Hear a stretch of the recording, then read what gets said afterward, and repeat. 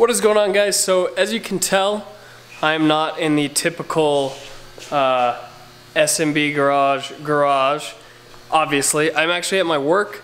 This is our metal shop, which is a little bit of a mess right now, but I brought some of my stuff here so I could work on it. This is the weekend. No one else is here, so figured I'd get some work done here where I can make some noise.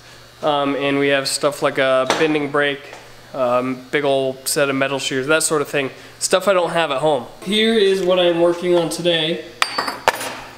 Boosted boys, Kyle, you should be proud because this is the shifter out of a Honda. I believe it's out of a RSX. This is a Buddy Club shifter, so it's an aftermarket shifter made for a Honda. Typically though, it would be mounted like this in the car with these pointed forward, right? But in my car, since it's a mid-engine and rear transmission, it's gonna go like this.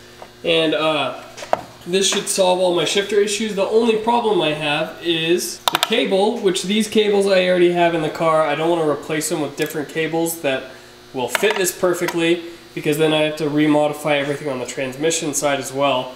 But the cables are too long, as you can tell, so they're not going to work perfectly. Right now I'm working on modifying the shifter, trying to keep it as stock as possible so that I don't break it or whatever. I was going to cut this off and modify the mounts there. I ended up just leaving that. I'm going to change this side in order to make it work with these cables. So I've already started working. This is what I have made for the left to right cable. It bolts on to where the cable would normally go, and it's going to extend the position of the cable about 1.5 inches up to here. And that's where the cable will mount now, and that's where the cable used to mount. And then here's a little brace to keep it from wiggling around right there. But yeah, I made that. I didn't film it just because I was working, but that is done. Just needs painted and bolted on. Now I'm working on the forward and back cable. So far, I have taken this little piece, which pretty much slotted into here, right? If you can, let me get the angle right. Slot it into there, and it would slide up and down. You could make slight adjustments on the cable. And I welded a bolt to it that fits perfectly into this spherical rod end. And then what I'm going to do is I'm actually going to cut this bracket off this arm here and weld it onto this side, pointing this way so that it extends it out a little bit more. And then my cables should work with this shifter. So I guess I'm gonna cut that bracket off and weld it to the other side and see if that fixes my issues.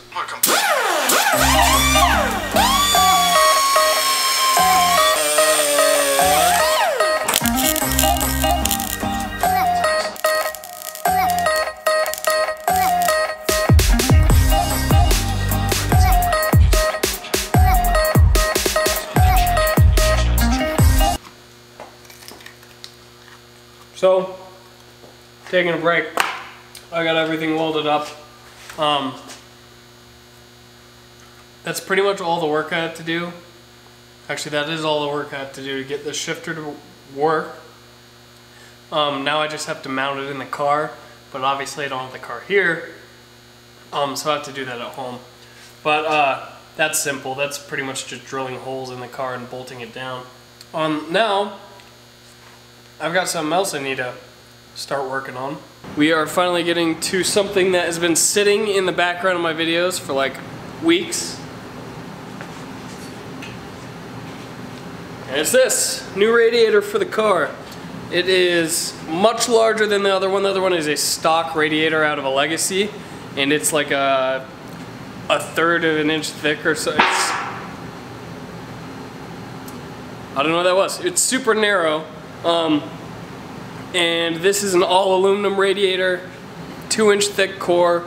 I believe it's a dual pass radiator, I don't remember though.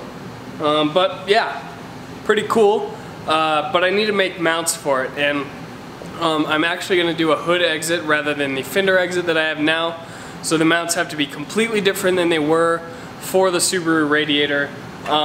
So yeah, that's what I'm doing here. I'm going to be making the mounts, and then I'm going to bring them home and weld them into the car. So let's just get right into it. I think the way I want to mount this in the car, it's going to be at an angle, around 45-degree angle, so that the air can flow through the bumper, up through the radiator, and out the hood. But I think I'm going to capture it on the top and bottom, because I have these nice big flanges here, which are perfect for putting rubber on, so that it's isolated from the mount, so it doesn't end up cracking or wearing over time. Something like this, just some U-channel rubber, I can just slip it right over there, and then that can be my isolation. Nice and easy, simple, cheap. But I think what I'm going to do is welded to the car. Here's the floor pan. It'll have some struts that come up from the floor, and they will hold pretty much 2 L brackets. I don't know really how to show it, but an L bracket, you know, like there and right there, and hold the radiator at that angle. And then I'll have 2 more of those identical L brackets that'll go on the back side of the radiator, and it'll all bolt together somehow in order to hold it together, and then the shrouding will all mount to that, and blah blah blah blah.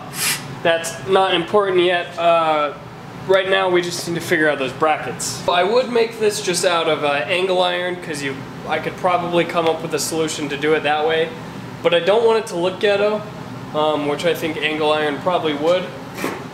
So I'm going to make it out of the sheet metal, take advantage of the fact that I have a sheet metal brake here, a bead roller here, and a big old set of shears. Well, I don't even know if that's the proper name for those, but they cut sheet metal in a straight line very easily.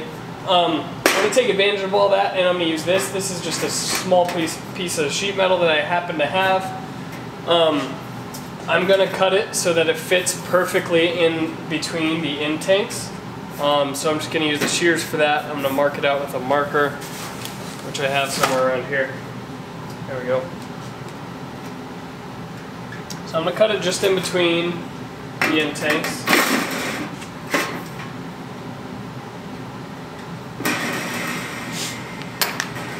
And then cut it into sections and use it to pretty much box out the top and bottom of my radiator. Nice clean straight cut. I love this thing. It makes what is normally a crappy job into something super easy. So now it fits pretty much perfectly in between the end tanks on the radiator. And now I can take some measurements, and I'm going to cut out 4 sections, 2 for the front, 2 for the back, and cut out, you know, length sections, and then bend them all to fit pretty much. So just going to take out some measurements and then figure out how much I need to cut off.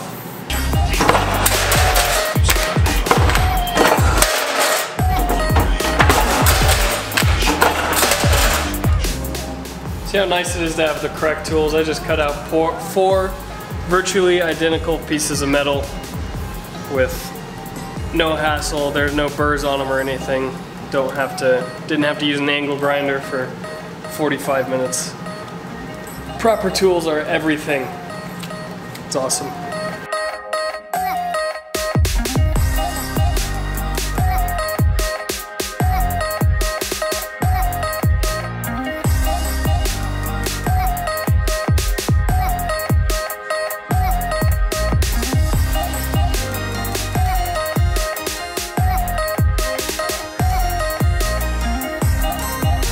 2,000 years later. I've got these pieces bent and bead rolled. I ended up not filming it because I was sort of experimenting with it, and I was using this old bead roller. We have a nice one over here, but it's broken, and that one has like a stop and everything. This one doesn't have a stop, so you have to do it manually and line it up manually, which makes it a little bit tricky when you're doing it right on the edge to get the bead in a straight line. So they're not perfect. I bead rolled right on this edge on all of them, and then I taped 2 of them together in the exact sort of orientation that it would be when they're bolted together, or yeah, bolted on this thing. So now what I'm going to do is I'm actually going to run each of these through the bead roller together so that it rolls a bead into both of them so that they sort of mesh together like that. And then I'm going to drill holes in them and weld some nuts on so that they can bolt together. But yeah, I put them together like this so that when I bead roll it, it'll actually make it so they mesh in perfectly. And it'll be easier to line it up because I can use the bend on here as sort of a natural stop. So let's do that.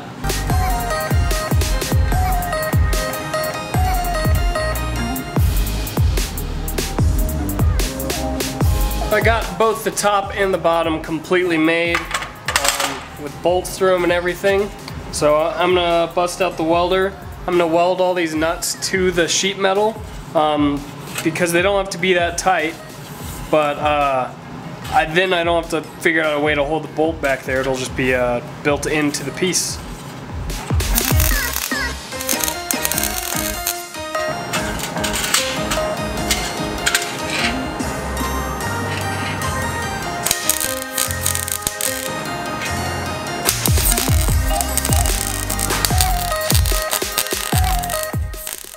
So I'm back in my home garage, and I'm sorry in advance because I took the liberty to just take the shifter and install it. I was too excited and too motivated, which isn't a bad thing sometimes, but sometimes I sort of get stuff done without recording it for you guys. But here it is. It's not 100% installed. I've only got this bolt and this bolt in right now, but there it is. So here is the setup if you're wondering. I went and got some washers so that these nuts could, you know, tighten down on there and not slip through because these nuts aren't big enough for these holes. But those are nice and tight. There's that piece that I welded together, so then that's just a spherical rod end. And then there's that little connector that extends the length so that that rod can connect to it, and then that is just another spherical rod end in the middle there. And it shifts. And it's a whole lot more pleasant than it was before. It's still not adjusted so that it's not centered perfectly. However, just from playing with it like this, it feels like a million times better than it did before. So what I'm gonna do right now is actually put the seat in the car so I can actually get a proper feel of how it feels, I guess, because it's sort of hard to tell when you're just standing next to it. I really need to get a shift knob too, because that would really complete the look. The whole just threaded rod is not the best look, I don't think. That's where I'm gonna end this video off. I'm pretty happy with how this thing came out. Let me know if you have any ideas on how to cover it. I sort of want to put a boot over it, but those shifter arms sort of come up real high, so I might have to put sort of like an extension on the shifter, make it a little bit taller in order to get a boot on there. But it would be nice to cover it without it looking ridiculous, because that's the only problem, is I'm worried it might look a little bit ridiculous with a boot that's like a foot tall in my interior. But that's where I'm gonna end this one off. I'm sorry I didn't record everything. You know, sometimes when I'm doing something where it really requires me to think, because I want it to turn out nice and it's not like a simple task like this, sort of figuring out how I was gonna get the shifter cables to work without cutting stuff up and sort of keeping it relatively stock. The shifter, that is, keeping the shifter stock, as well as not modifying the cables too much. It really required some creative thinking on my side, so that's why I sort of didn't record everything when I probably should have still. But I'm more than happy with how this came out. Like, I'm probably gonna sit here for the next hour or two and just row through the gears over and over and over again, so I can't wait. This is one of the last final pieces to the interior. So thank you guys for watching. Make sure to subscribe if you haven't not yet already, and leave a comment down below. Tell me what you think of my little Honda shifter in my Porsche Subaru car, whatever this thing is turning into. Honda Porsche. Alright, that's gonna be it for me today. I'll see you guys in the next video. Peace out. Okay, one last thing. I ended up putting the factory Porsche knob on there, which it doesn't really fit, so I shoved a bunch of felt in there to sort of take up the slack, and it's still quite loose. But this shifter feels amazing now, so now I know I definitely need a shift knob. Like, it feels so good. I'm so happy with it. It's not like, It's not the best shifter in the world, but considering I made it all pretty much from scratch, all the transmission side of the shifter and stuff, super happy with it. Now the next step for shifter optimization is to have someone probably CNC cut some the things that are on the transmission side of the shifter, cut those out of CNC aluminum, or CNC them out of aluminum so they're nice and stiff, and that'll probably make it feel a lot better. All right, I'm done now. Later.